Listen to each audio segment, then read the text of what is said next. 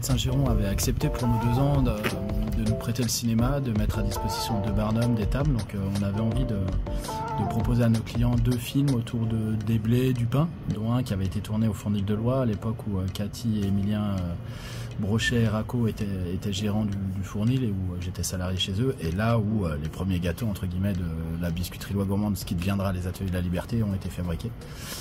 Voilà, donc c'était un peu un retour aux sources, je dirais, pour nous. Voilà, ça faisait un moment qu'on n'avait pas tous vu ce film. Et on a proposé, et après, entre les 2 films, on a proposé un apéro. Nous, on a offert l'apéro, puis on proposait une petite restauration autour du pain, autour de ce qu'on sait faire, de la thématique de la soirée, donc avec des bruschettas, de la brioche perdue.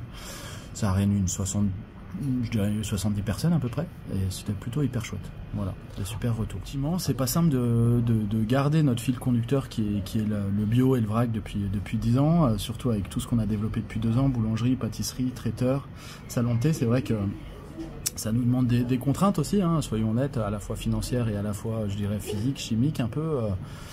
On fait de la pâtisserie à 100% naturelle, on n'utilise pas d'additifs. Bon voilà, c'est des choix forts. On achète de la farine directement à une agricultrice meunière du GAEC, du bio dans l'assiette, un mirepoix.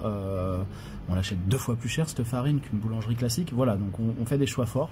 Par contre, nous on essaye d'être cohérents. On pense que la crise agricole, elle est aussi due en grande partie parce que justement cet argent il n'est pas fléché directement aux agriculteurs et ça passe par des grosses coopératives, ainsi de suite. Et qu'on pense que si les agriculteurs avaient aussi une grosse partie de leur manne qui leur arrivait directement de la part de transformateurs comme nous, en fait la crise agricole elle serait peut-être un peu plus différente et je dirais plus diffuse maintenant aussi. Alors, la question que j'ai envie de vous poser, c'est est-ce que les consommateurs, parce que c'est finalement le nerf de la guerre, les consommateurs sont sensibles à ces efforts et à cette volonté de leur proposer un autre modèle?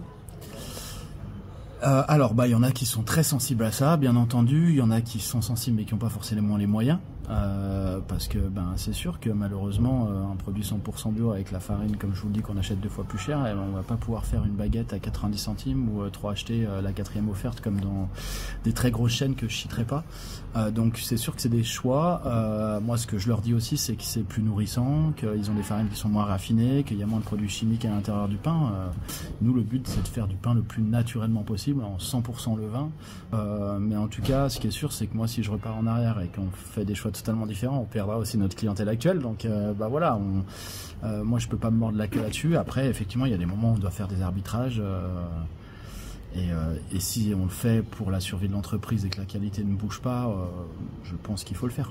Nous dans ce grand bâtiment on a rapidement créé une association qui s'appelle Auris, qui est pilotée par Marie Charles, une de mes associées, et qui organise des concerts avec l'association Arcade qui a leur bureau chez nous, une fois par mois, le premier jeudi de chaque mois à 18h30, 19h. Je dirais c'est une formule un peu allégée, c'est des jeunes artistes qui sont en développement, mais on a on a eu, je sais pas, je me rappelle par exemple de Petite Gueule, une jeune rappeuse de cette année. Elle fait les premières parties elle a fait toutes les premières parties je mange son nom, mais d'un des plus grands rappeurs français l'année dernière. Bon voilà, c'est pas non plus, c'est des jeunes artistes qui sont en création, qui veulent aller plus loin, et en fait ils doivent aussi passer par toutes ces petites scènes et petites salles, ce contact avec le public pour arriver à grandir. Et nous, on est hyper fiers de pouvoir proposer ça et ces possibilités-là. C'est sûr qu'on n'accueillera jamais chez nous des artistes qui sont ultra reconnus, déjà par question de moyens, puis par question de place. Et que c'est plus des synergies avec la future salle culturelle de Saint-Giron qui va rentrer bientôt dans sa phase de travaux et de démarrage, avec lequel on aimerait encore plus créer des synergies. Et on pense qu'il y a vraiment des choses à créer entre un petit espace comme chez nous, un très gros espace comme chez eux. Et justement, qu'est-ce qu'on peut faire ensemble? En plus, on est à 300 mètres les uns des autres. Voilà, j'espère qu'on va pouvoir aller plus loin, je dirais, dans cette offre culturelle et pouvoir proposer à la fois des choses pour des gens qui veulent des artistes plus reconnus, puis une scène gratuite comme nous on le fait chez nous, avec une petite restauration de qualité. Et ces artistes en plus, clairement, ils sont très contents d'arriver dans un lieu qui est totalement différent, qui leur change de leurs habitudes. Donc voilà, il y a une vraie place qu'on a réussi à prendre là-dessus, et on est rarement moins de 80 jeudi soir ici, donc c'est plutôt hyper chouette.